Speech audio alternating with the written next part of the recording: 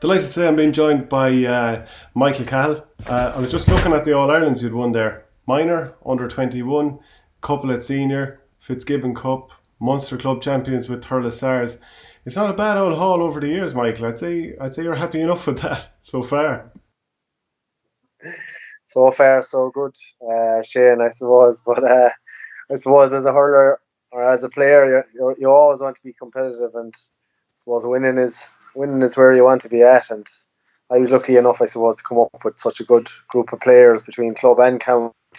That we we, we had access, so we were successful at the different levels. And sure, look, it was great to be a part of that for as long as I was. But I wouldn't give up hope yet. Even Yeah, with the lockdown, I wouldn't mind picking up one or two more bits before I finish. absolutely. So what's your own injury situation? Because you did your cruciate against Nina there, was it in 2018, and then you were coming back and you broke a kneecap. Have I that right? Yeah, so the county semi final in 2018, I think it was October maybe. I did my cruciate, so that put me out. It was a bit of a dampener, all right, but I suppose I wasn't the only one. We had the likes of Brendan Maher coming at the time with the same thing and that. But mine kind of was at the end of the year, and it was at a bad time, I suppose, if you're looking at hurling inter-county the year after, you know. But I was just coming back then, and I was starting to fly it, so I was on my third or fourth training session with the club, and just an unfortunate kind of event, I suppose, happened, and I took a ball into contact, and my kneecap broke in two. So, you know, those things you can't, I don't know, you can't say a whole lot about them. It was so rare, I suppose, what happened. Like, but sure, hindsight is great. That I should have made taken my time in that, but it wouldn't be in me to take my time, you know. So, yeah, it is what it is. I've been out probably more than a year and a half, pushing on nearly 2 years. Come the 1st of May, now, but I'm in a good place at the moment. If we could finally get a bit of hurling back together, so Yeah, that's great, it. great. But from your own point of view, then, if have you done some training with Sarsfields at this stage? But before the break. Yeah, yeah. Well, I suppose I got back running. I got back running in December of 2019. Started back running, and I was able to start the training with the boys, more so the running aspects and that, from early January on, like, you know. And just before, I suppose, we went into lockdown, I was after playing my first 20 minutes for the club. Came on centre forward against Port Row for 20 minutes. So that was massive after being out for a year and a half, and just the buzz of getting back on the field with the lads, like, you know. And how did you go, So actually? got on the finest. Yeah, I got 2 pints in centre forward, so I was happy out. It was probably one of the coldest days of winter or spring that we've had so far. So it was mixed, but a great reaction. Jesus, great to get back in the field, just to get onto a ball or two. Jeez, you'd be running away, I suppose, initially from the tackles and the challenges, but that's where you want to get back to. So it was a nice opener for as long as it lasted, I suppose. Absolutely. Have you been in contact with Liam Sheedy, or what's the situation with Tipperary? Like you're what 31, so there's plenty more hurling in you. Plenty more hurling in me, but to what level is another side of it. So I suppose you have to take small steps, you know. So my main aim was getting back hurling with the club, I suppose, at the moment. And sure, I haven't been talking to Liam for a long time now at this stage, I suppose. But sure, look, they have their own boat to paddle, and I have my own. Like, I've my own goals. So if a call did come down the line, sure, you have to weigh it up and consider these things as well. But my main aim was just getting myself back on the field, taking small steps. You take inspiration from the likes of Brendan there, and Brendan Maher, and Bonner Maher. Like, luckily enough, I hurled with them coming up along, and just the way it was, the three of us pulled cruciates or tore cruciates, at the same time. So we were able to bounce stuff off each other, and it's nice to see a bit of light at the end of the tunnel there with Brendan last year. He had a fantastic year, probably one of the best years really ever hurled for club and county. Even since I've been hurling with him, it was really the best year. So no, that's a massive positive note, like, to come on and I'd be kind of aspiring to something similar. Like if I was able to get back even with the club hurling at a high level, look, I'd be delighted. So we'll take it one day at a time. But as far as you're concerned, it's not like you've retired or anything like that. It's a case of if a call comes, you'll take it. Yeah, sure, that's it. Look, you have to keep an open mind to these things, like, and whatever comes, and whatever doesn't, we won't read into it anyway. So can you tell me about how heavy, or sorry, how difficult was it going through the double sort of injury, because you thought you were back and I suppose you were probably flying it back, doing a small bit of training, and then all of a sudden this blow again. How tough was that? Yeah, I suppose it was hard enough initially. The first one happening at the end of the year, I suppose we were just after getting the bit of news that Liam was coming back with Tip, and there was I suppose a massive kind of a buzz and excitement, for us and for all the lads who'd been there for years, and I suppose we'd heard with Liam before and that, so we knew there was a good manager coming and a good backroom team, and it showed last year, so to be hit with that blow at that time was just a killer, I suppose, But then you have to deal with the whole mental aspect of being injured, and the first couple of months of doing your cruciate, anyone will tell you, it's I suppose it's a lonely place, and it's a hard place mentally, But as you push on into the months then and getting back moving and that, you're growing in confidence all the time. And at the 6-month period, I did my kneecap on the 1st of May. I was back flying. I was probably moving better as well, or better than I ever was in terms of speed and pace and that. And then to be hit with the second blow was enough. It was a hammer blow, really, and to have to get an operation done and to be waiting months and months again, I suppose it's tough. Anyone that has these long-term injuries, until you go through them yourself, you can only guess what lads are going through. But now that I've been through it twice in the space of 18 months, you've an appreciation for being able to move and being able to get out and about with your friends. It is a fierce, lonely place, and there's probably not enough of supports for lads like that. I was in the unfortunate position probably that I didn't do it even a month or two later than that when I was in with Tip, because I didn't have the same access to, the people, the professionals that, the likes of Paddy O'Brien, the physios, they'd have access maybe to dietitians, just to expertise, I suppose, in that area, the likes of psychologists, there's a big role for them to play in this whole thing. But as a club player, I suppose you're kind of forgotten man, really, when these things happen. But look, such is life, and sure, you either go one way or the other, I suppose. And I've never been one to give up too easily, so I always had a goal of getting back hurling, and thankfully I'm towards that side of it now. I won't count my chickens yet anyway, so we'll see how we're going another few months anyway. Yeah, it's true. But in light of that, the fact that you are a club player and you're kind of on your own to some degree, how important is it, the friends and family around you to support you? Yeah, it's massive, really. I suppose you just take, after doing, say, the cruciate or the kneecap, either of them, you're on your back on a couch for the first month or first number of weeks, and you're left to your own thoughts and that. So you're not meeting too many people. You're not going in training to see the lads because you're keeping your leg up on a couch maybe for 3 or 4 weeks or 6 weeks even, or you can't drive a car because you're in a brace maybe for 6 weeks, so you really appreciate, some of your friends calling around, offering to take you out for a coffee, something so simple that you'd take for granted before, but it's just that bit of freedom that you miss, and I suppose the camaraderie, you'd have to be thankful. Have to be thankful for the likes of, Bonner Maher, any of my friends and family, for taking me out and about and getting me through those few months and times, until I was able to move around myself again. But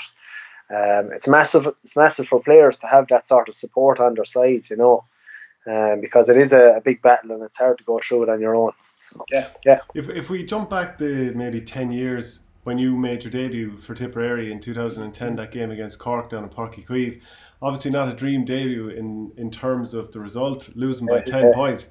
You played wing back, played very well. What's your memory of that game? Um, Jesus, you're going back a long ways now. I remember the hammering we got, all right.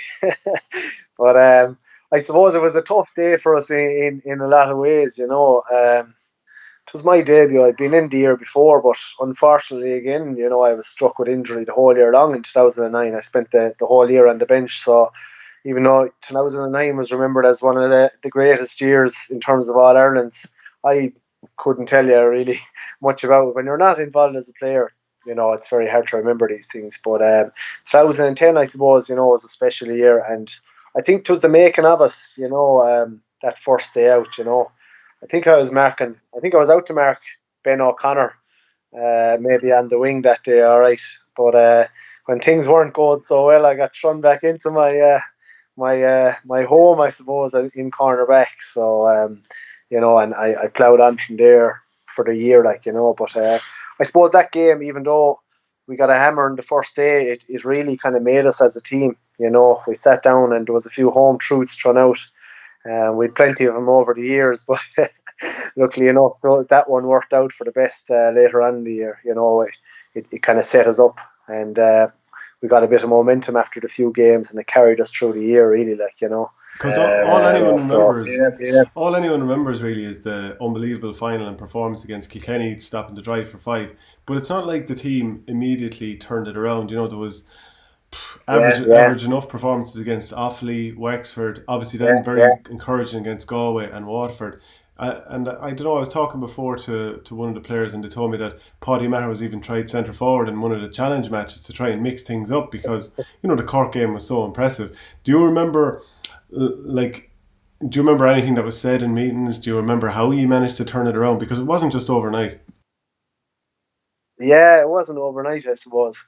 We were, I suppose, you had a couple of characters involved back in 2010 as well. The likes of Peter Merchant, he was our team doctor at the time. He'd be a well-known character, but I remember him saying in the meeting that it was probably the Monday or Tuesday nights. These things usually are usually happen after the big losses, and I remember him losing. A few lads lost the head the same night, but he was saying that we never had I suppose, a stitch or a bit of blood spilt in the weeks or months of training beforehand. And I suppose it kind of resonated with a few lads. And I remember going out. Was it the next day or maybe a game or two after that? And Declan Fannin was marking the horse box below from Wexford. Stephen Banville, wasn't it? Uh, Stephen, yeah, that's right, yeah, Stephen, and they got in a bit of a tussle, but Decky got a bit more than he bargained for, and I think there was 26 stitches put in his ear the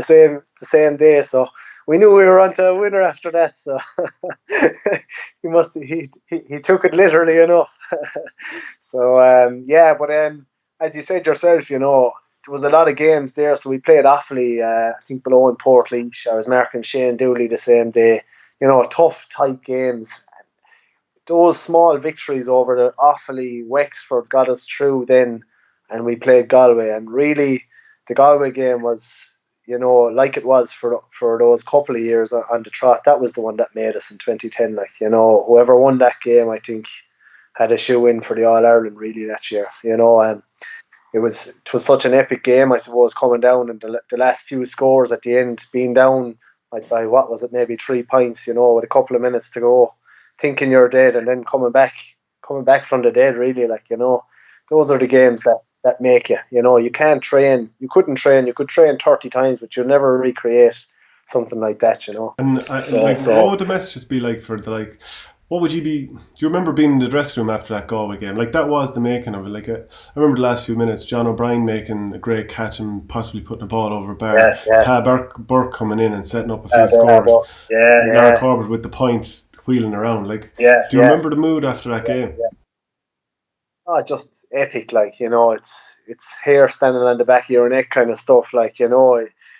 I suppose they're the days you kind of dream about in Croke Park. You know, everyone says what's it like to play in Croke Park, but there's a couple of moments like that, you know, where you think you're gone, and next thing lads dig down deep and they pull something out of the fire like that, like Pa Burke with his score, or Larry, like, you know, John O'Brien, you know, and I suppose struggling for a few years or the few games at the start of the year, and getting to that point was huge, like, you know. So yeah, it was that was a brilliant year, really. Like, what can you say? And what about the final, the build up to the final, all the talk of the 5 in a row for Kilkenny, but then at the same time the talk of the cruciates for John Tennyson and Henry Shefflin. Was there much focus put on them, or were you just like put them out of your mind and just focus on yourselves? Yeah, I suppose at the time we developed so much, I suppose, over that year that most of the talk really was about ourselves. You know, we knew there was a lot of talk going on about Kilkenny the same year, um, you know, and they having whatever their 8 or 10,000 at trainings, and you know, stuff of legends. You know, and we knew who we were coming up against. You know, like, and they are legends. You know, the best Kilkenny team of all time. You can't say any more than that. You know, Tommy, JJ, Henry, all these guys. Like, you dream of hurling against them, let alone winning against them. But I suppose we developed a bit of a confidence in ourselves at that time, you know, and we were kind of coming in under the radar. I suppose it suited us that the talk was all about them. And Eamon O'Shea, I suppose, had that bit of an influence on our hurling at the time, that it was just focus on the next moment and the next ball, and, you know, just let the hurling flow for ourselves and forget about what they're doing, really, like, you know. So yeah, it was a massive moment. I suppose there was a lot of talk about, you know, 5 in a row for Kilkenny, and the t-shirts being printed below with the 5 in a row on them. So that kind of fed into us as young fellas, like, you know. It's great to take a bit of confidence or a bit of motivation from that kind of stuff. So no different to any other player. So we used all that to our favour on the day. So it was brilliant. Did you get nervous before, during the game? I don't think so. I get to a point. I psych myself up for these kind of games. I suppose we were lucky. I suppose as young players that we played in 2 or 3 finals, maybe in Croke Park before that, and the bits of crowds were there and that. So on some of those games you get nervous, but it's a good sort of a nervous. You know, you're more pumped up than anything, is what I found. You know, I'd be listening to, and the same as any of the lads, you'd be listening to your music on the way in, and you'd be playing things over in your head, what you're going to do, who you could be marking, all the scenarios in your head going into the game, you know. And at the end of the day, you just have to go out there and perform. You know, you can't let the nerves get the better of you at the end of it. You know, so luckily enough, I suppose 15 lads and the 5 lads that came on, they all got their way that day, and they all performed out their skins, really, like, you know. So yeah, it's a good one. A story is coming to mind now. I mightn't have this just right, but you might remember it. That after the win over Waterford, that the team was all gathered, you know, in the dressing room, maybe even the warm-up area in Croke Park beside the dressing room, and everyone's like, "We're going to train so hard the next few weeks, like everyone, except for you, Lar." And, you know, because he's obviously minding himself the whole time. Is that true, or do you even remember that? Well, I don't. To be honest, it's hard to remember all these years back, but I don't. The Waterford one, for whatever reason, doesn't stick out as much as the other games. You know, as such as the Galway one says that. I suppose, you know, it's hard to remember them all, like, you know.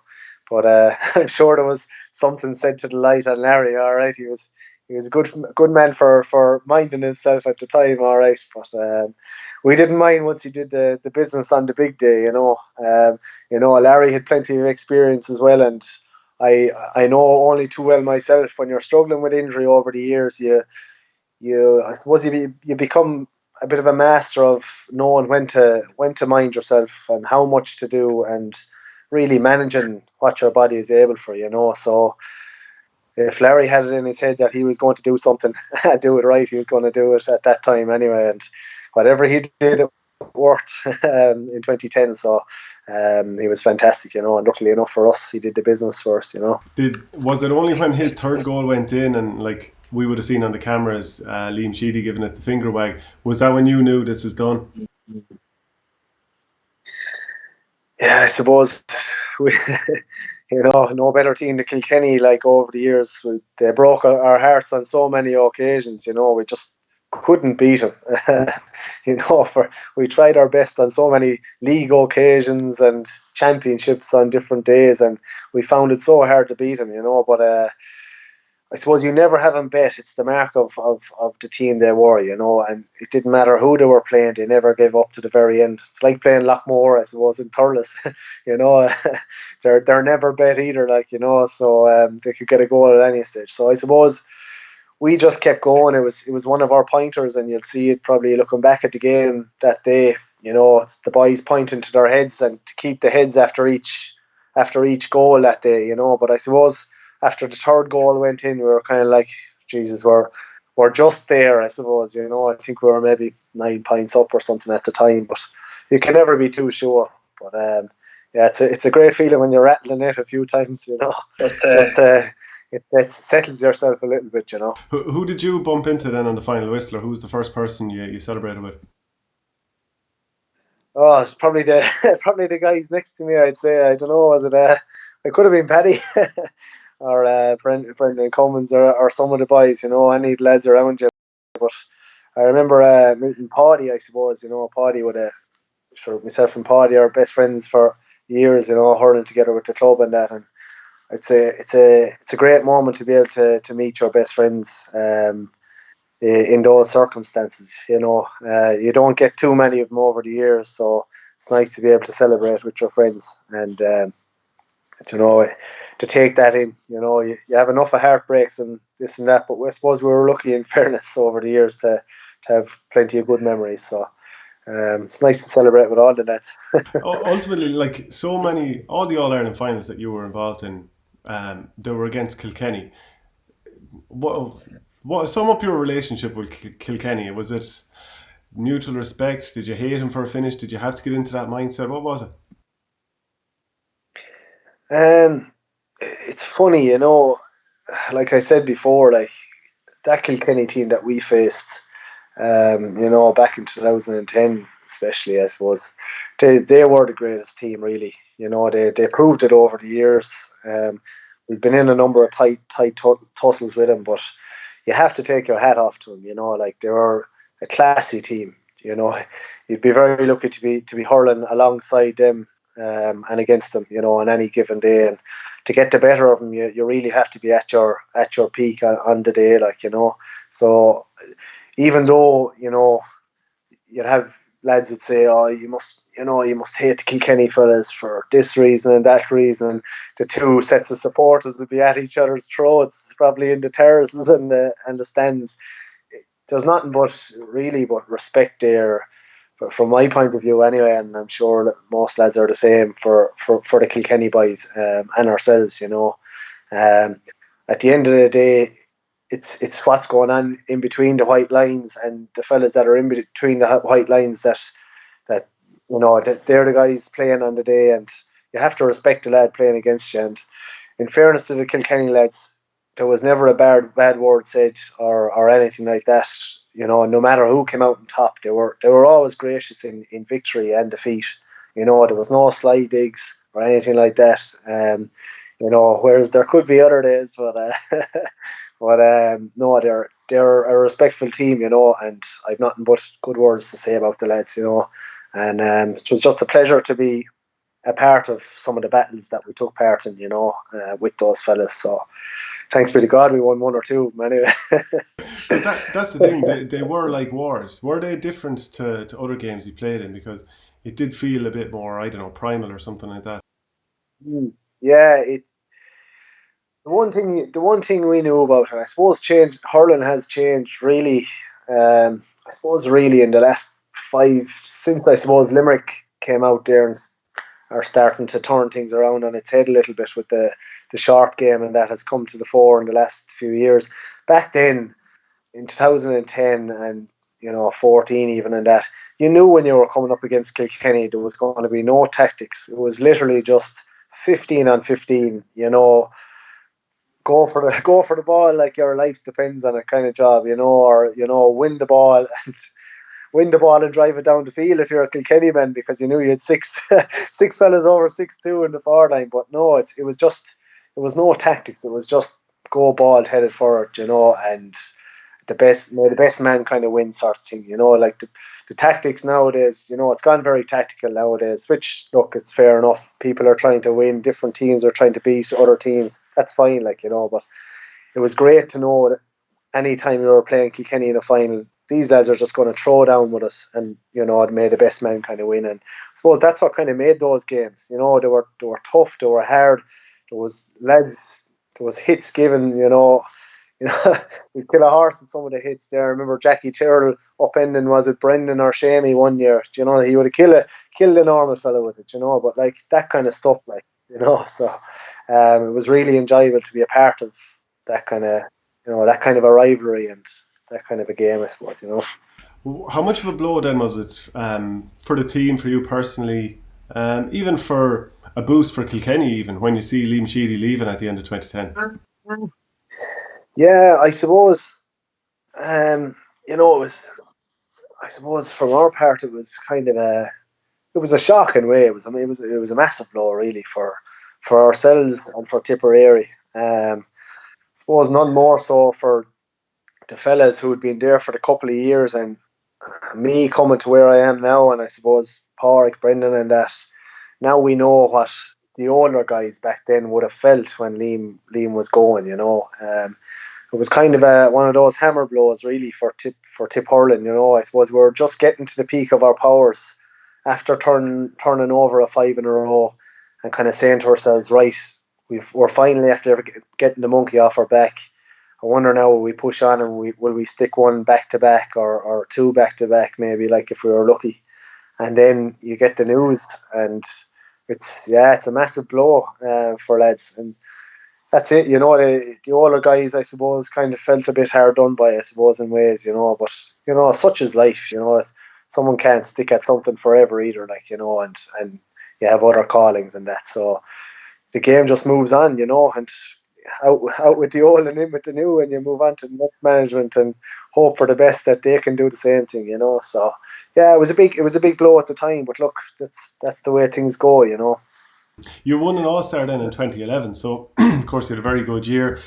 Tip coming up short against Kilkenny. Then the following year, as a fellow Thurles man to Lara Corbett, you see him he retired briefly and comes back. It just kind of added to the disruption for Tip that year, and then of course it ultimately culminated in the Tommy chasing after Lar and Pa Burke and Jackie Tyrrell all into one kind of melee.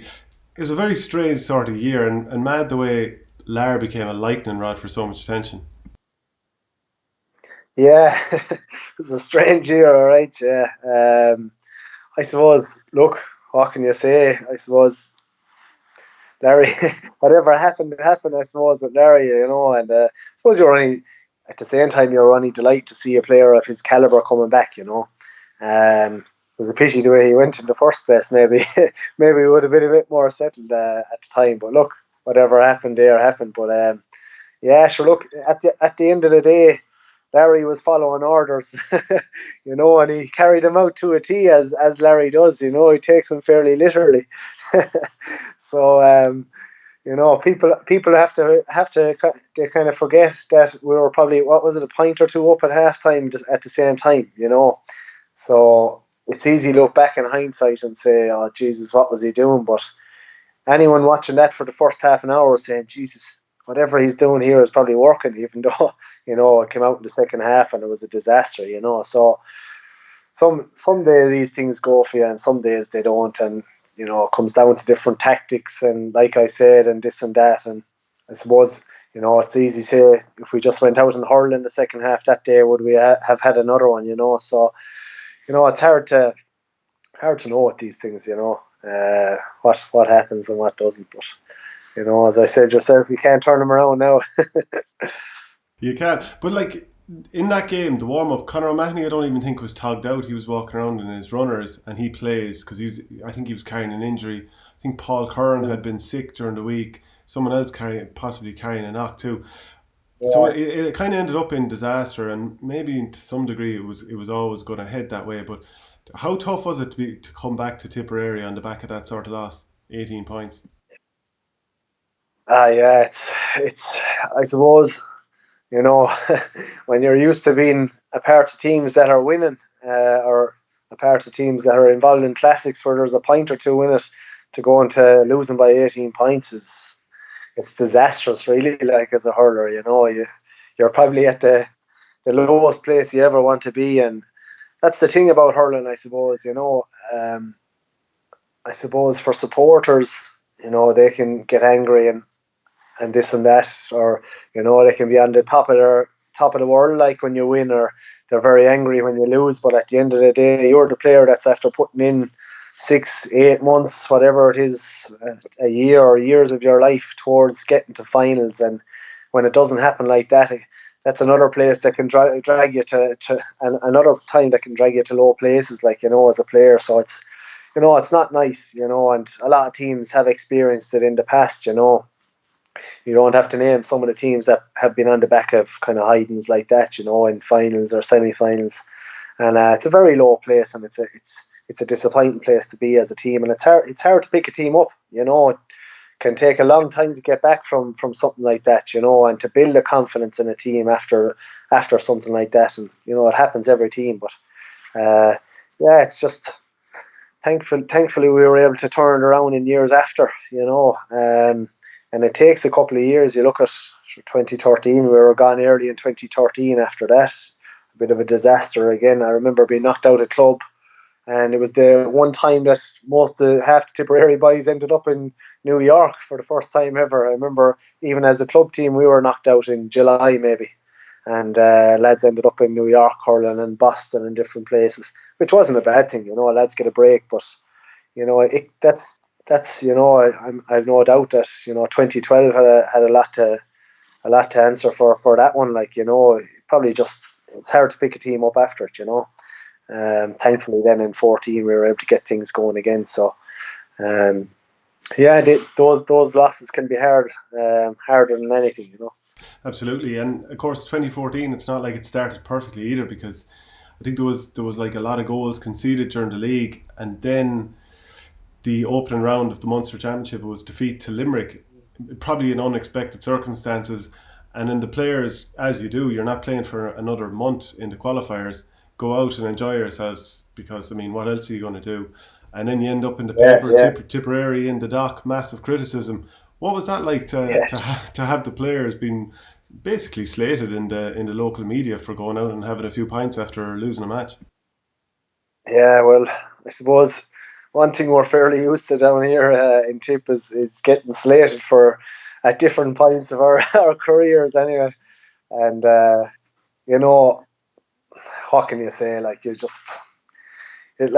we've been on the end of a lot of criticism over the years, like for different things, and some warranted and some not. Like, I suppose people forget at the end of the day, it's you giving up your life for these things, where, it's easy to be a supporter, go to games and, have your few pints before the match, have your few pints during it and after, but to forget about the players who probably haven't had a drink in 6 months, or, nowadays it's a lot more professional again. Like, lads they give up their lives, they can't go on holidays, they can't do anything. So when you are out for a few pints, you tend to enjoy it a bit more, but people seem to think that they have a bit of they seem to have, they think they can have a few words to say in what you're doing there as well. So look, we were used to it over the years, Shane, so we never bought too much into it, and I never bought too much into it anyway.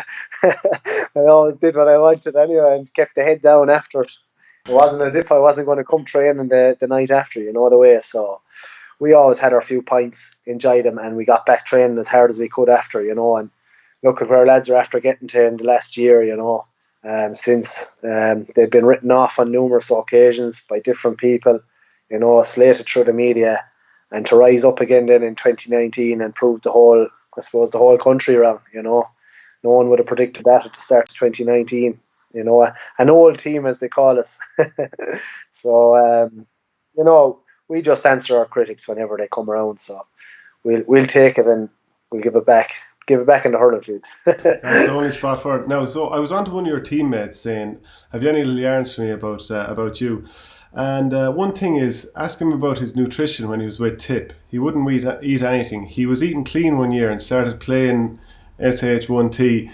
So he went back to eating and started playing. Yeah, so you started playing poorly, so you basically went back again and decided to rubbish again. Is that right?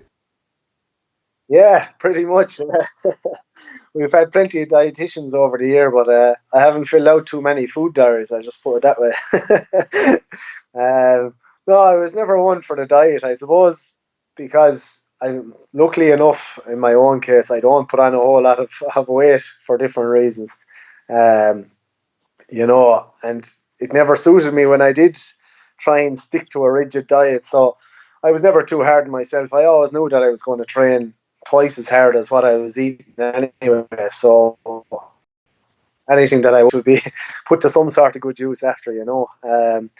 But yeah, there was a couple of good ones. All right, yeah.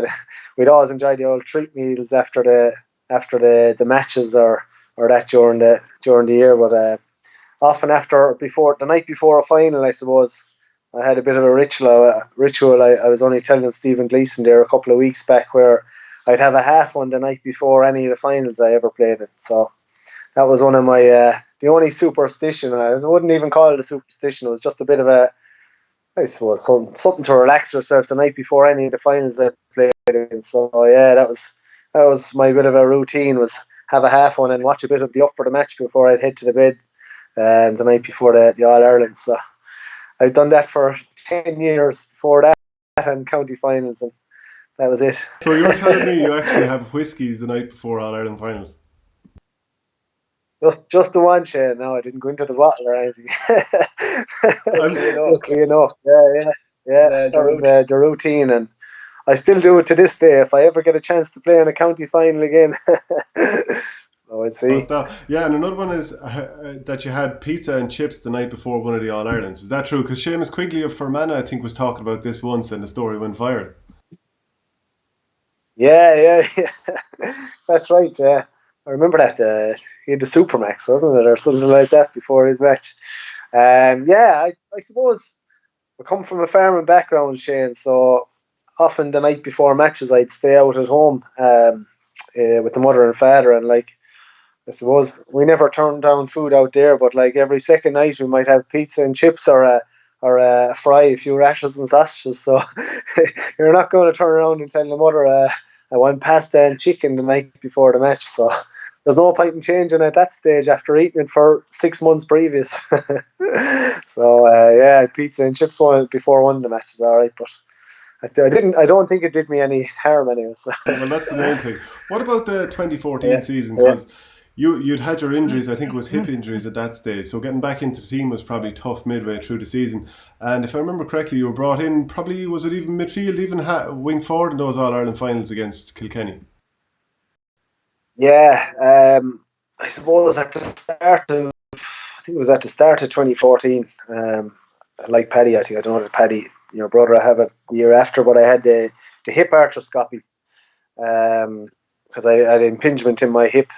So I got that done at the start of the year, and about 14, then I was trying to get back in playing, obviously, and you're behind the lads and you're trying to push yourself, and I ended up with different kind of injuries. I think throughout the year.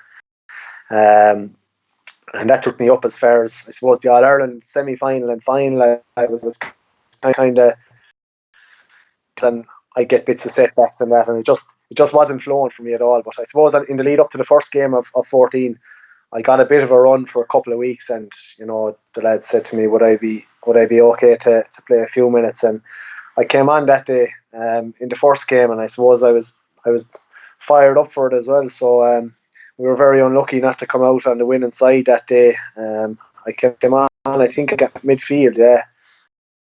And I got onto a lot of ball actually the same day. I don't know, I scored a point anyway. I wasn't that fair, but it would have been a nice one if the bubbles free had gone over, obviously, you know.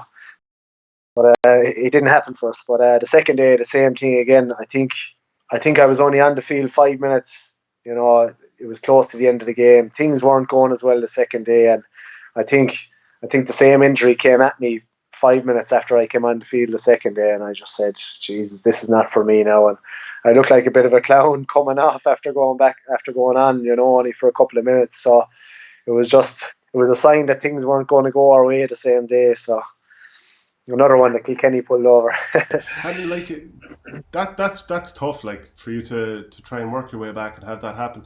Was there any and you were probably still about 25 or something at that stage. Had you ever felt like quitting because of the injuries? Um, I suppose, different years you'd have it in your head, all right, but when it comes around to it, I suppose, a lot of the reason for me sticking around, and even staying in the country over the years, really, I think back in 2012 or 2013, I was kind of, I was tired of things as well. I think it could have been 2012 actually, but the thing that kind of pulled me back from actually going abroad, I was thinking about going abroad. I think around 2012, and I had to chat with the sister and that, and I was just saying, look, I'm kind of thinking about heading away for a while. And next thing, I suppose, the joys have been from Thurles Sarsfields. We're lucky enough to be part of a good club at the moment, so we started to tip away and do fairly well the same year. So um, that year we ended up in actually the Munster final, and we won the Munster final the same year. So it's typical when you're thinking of doing things like going away, things start to go well, and it keeps you around at home. And when the year goes on so long, then you're kind of, oh sure, look, I'm this far now, I may as well tip away back in with the county and hurl away with the lads. But you'd have no regrets either. Like when you're in there, you're enjoying it because that's where you want to be. You're hurling with your friends, and as I said, they're the same boys I've soldiered with for 10 years. It's all, and I suppose, look, we've been unlucky to miss out on going away on J1s and that, but at the same time, we've been lucky to be part of such a great group and a successful group. Really, if you look at, I suppose, what we've been involved in over the years. So that's, I suppose, the injuries are one thing, but the injuries will go eventually. Like if you keep working at it. So it's just it's a mentality, I suppose, isn't it? Trying to stay positive. Absolutely. But what about or the sort of friendship that you'd have with some of the guys that you've played with for many moons at this stage, well over a decade, like Bonner Maher, Paddy Maher, Noel McGrath, Brendan Maher, Seamus Callanan, even. Like, you've been together for so long, it's almost unusual that you would have done this body of work together at this point. Yeah, I think that we would have met the boys, I suppose, was our first year minor, and that was 2006. And we've been together, I suppose, ever since, really. Like, I won 2006, and we won the 21 in 2010 on top of the senior. So I suppose the success has a lot to do with keeping lads together too, Shane. Like when you get a bit of a taste for it, it's easier to get lads, to keep them coming back. And especially when the same guys are there beside you all the time.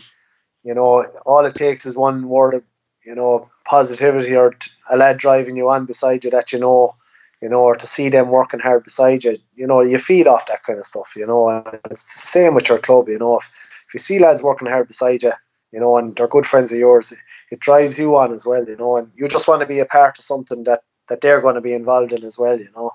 So look, I'm very grateful to know the lads and to have been involved with such stalwarts, at this stage. Like, missed out in the old medal last year, but look, I was there for two of them, I suppose. So it was nice to be involved in those. And sure, hopefully the boys will stay going if we do get a chance The again.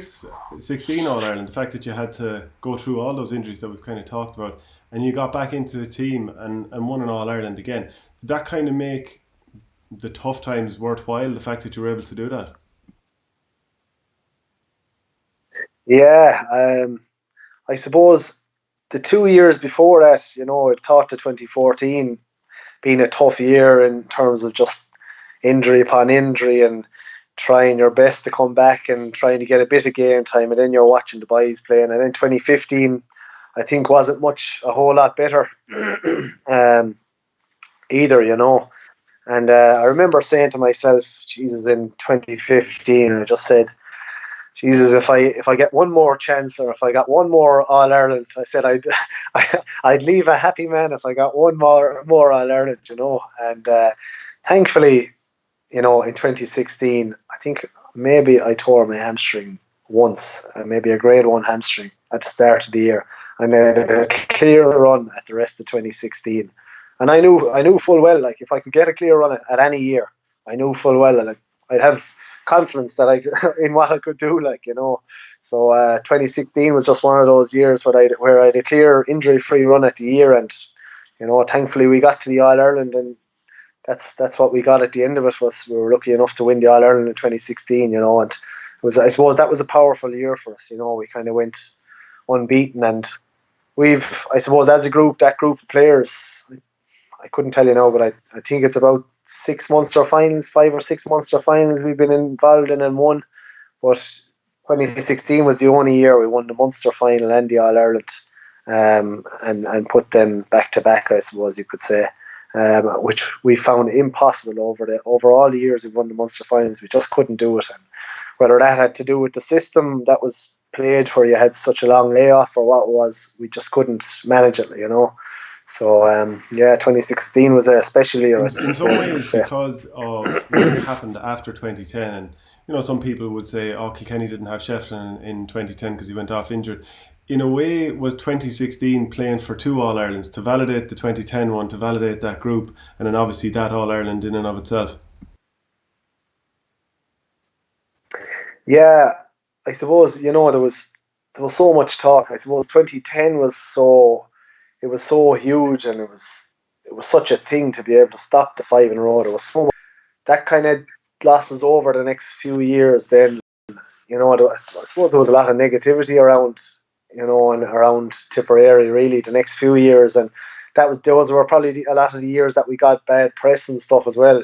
But it was probably because we were coming off the back of such a massive achievement in 2010 that the expectations, as they are any year when you win in Tip, the expectations are high, and not being able to get back to where you were then, like, is so, it's a killer for the players, but it's so hard to get back there again. But I suppose 16 was kind of it was a monkey off our back really, in that time. I suppose some lads will be saying that we're never lucky to get there. They'll be saying, "Oh, pity about you," but like, it is hard to get back there no matter who you are, and try and win another one. Win anyone is tough, but to win a second one is extra tough, I suppose. And to be able to do that and get 2010 and a few years of bad press off our back, was huge. And I suppose in 2016, a lot of lads had matured a lot more and have done in the last number of years.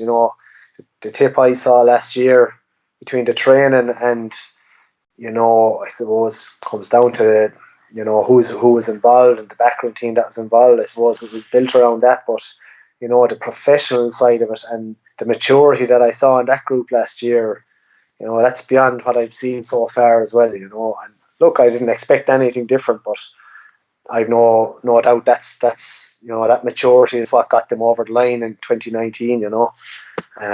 It's great to see, and fair play to the boys. It was savage. Like. And for you being a bit older in 2016, and because of what you'd gone through, was it a bit sweeter for you? Yeah, definitely. As I said myself, a year before, I was saying, Jesus, I'm nearly at the end here now. I said I'll probably never win one again. So when you do get there in 2016, it's an unbelievable feeling. Like, it's savage just to be there, but to be part of it as well. Like I said in 2009, and I was never one for sitting on the bench. I wouldn't even count my year that I spent training, I suppose, in 2009. I wouldn't have counted that as one. Like, I don't know what other lads think, but I think you need to be playing to experience the full thing. Like, to experience that real buzz. Like, I sat in the sideline plenty of times, and it's not a nice place to be either. And I suppose it's the same with any player. Like, everyone wants to play. No one wants to sit in the line looking on, because at the end of the day, we're not spectators, we're players.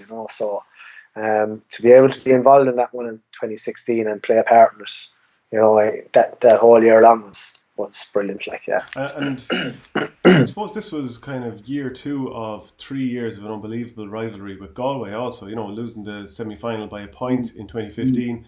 beating them by a point, I think it was, in 2016. And then, of course, the following game, the following year, 2017, Joe Canning scoring that very late point to win it. How devastating was that? Sure. You know, these are the highs and lows of the game that you talk about. Like, you know, it's that year, I suppose. You know, you had, what was it, the league final, I suppose. We were flying it. We were on the crest of a wave. So the total opposite to 2012 and 13, where I suppose in 2012 you were after getting annihilated, and 2013 it followed on from that. At the start of 2017, we were flying it, absolutely flying it in the league. And I remember headlines in the paper saying, "Oh, Tipper unstoppable," and this and that, and no one will beat him. And I suppose it only takes a number of headlines for you to start to kind of believe in, you know, or read into that a little bit. Or it's hard. It's hard to stay away from those headlines, you know, and not for it to seep in, you know. So we got our comeuppance then in the league final in 2017 when Galway absolutely annihilated us above in Pearse Stadium. But like, to get back then, you know, to playing them in that All Ireland semi final, I think that was the third one, wasn't it? Was it the third one or the second one that we played them in? That was the third one, yeah. You know, and to lose by that point at the end was just, it was like a knife in the chest. Like, you know, it's an awful feeling, like, you know, because you're just within that grasp. I suppose, you know, when you look at 2010, that's where Galway felt they were at the time, you know, when we hit them with the sucker punch back in 2010, you know. But, you know, fair play to Joe, like, no better man to step up on the sideline and stick one over, you know. But that was a tough loss, because, you know, again, played with Galway, we always felt going into a final that we'd be unstoppable. Whoever came through that game would be unstoppable in a final, you know. So like, that for us, it was a bit of a sickener. So it was, yeah. The following year, then, I mean, you obviously got injured. Can you tell me your memories of when Brezzy rolled into the dressing room for a chat? Oh yeah. Don't remember him rolling in a whole lot now, but he didn't sing a song for us or anything like that, so I was wondering what he was doing there, to be honest. But no, in fairness, like, you know, the boys pulled out whatever stops, like any management, they pulled out whatever stops they could, you know. And Brezzy, you know, not only a good singer, but he's into the mindfulness and, you know, the mental health side of things as well. So, you know, we had a bit of exposure to him that year. And in fairness, he's a fierce sound guy and very good at what he does, like, you know. But I suppose whatever it was with that year, it wasn't to be for us anyway. It didn't do us much good in the end, you know. But that wasn't any fault of his or anything like that. But it was good to meet him anyway. So if we imagine, if the situation arises that you don't get another crack at Tipperary, do you reflect on it as do you think more of the highs or the difficulties? I suppose there's no point in dwelling on difficulties at the end of the day, you know, because that sort of stuff will only eat you away, you know. So it's nice to be able to look back on the good times, really, like, you know. You know, on the days that we did win, and the good memories over the number of years that we were involved, because, you know, there has been loads of them, you know. And I suppose we've been lucky because we were involved in so many finals to get away as a group and get away on, you know, holidays and, you know, that kind of thing at the end of the year, you know, that where we never probably would have went if we weren't involved in it. So you have to remember the good times, really, you know. And at the end of the day, look, you still have your health in these times. It's very important. So I'm lucky enough at the moment to have found my way back to doing a bit of running and a bit of hurling. So if I get a crack off the club, hopefully we can topple the old Munster champions from the last year and see how we get on in the club championship. So I know, but you'll be just looking forward to getting back playing a bit of hurling. That's all it is, Shane, you know. So whatever level that is, I'll go as hard as I can, and whatever level I reach, so be it. And how are you keeping the days pass by at the moment during this pandemic? I suppose like anyone else. I've a little lad, Rocco, at the moment. He was 2 yesterday, so we were celebrating his birthday party Where did that yesterday. name come from, Rocco? But Where did the idea behind the name Rocco come from? I don't know. I suppose we were just. I suppose we had loads of girls' names, but we couldn't think of a boy's name that we were going to settle on. So Rocco was one of the ones that kind of, I suppose, jumped out at us at the time, but we were a little bit iffy over. Took us a few days now to get the courage up to actually come out with it, but no, I think is it Johnny Sexton has a Rocco, and there's a few more have Roccos, but it's kind of I suppose it's a bit unique in ways. Kind of suits his personality at the moment, anyway. So. I know, yeah, he's great. He's full of life and that, so he's great crack at the moment. So just spending my days, I suppose, spending my time at home with him, and trying to keep some way fit, even though we've no access to the hurling fields at the moment. So it's more hit workouts and bits and pieces like that at home. Hopefully get back to work then sooner rather than later, I suppose.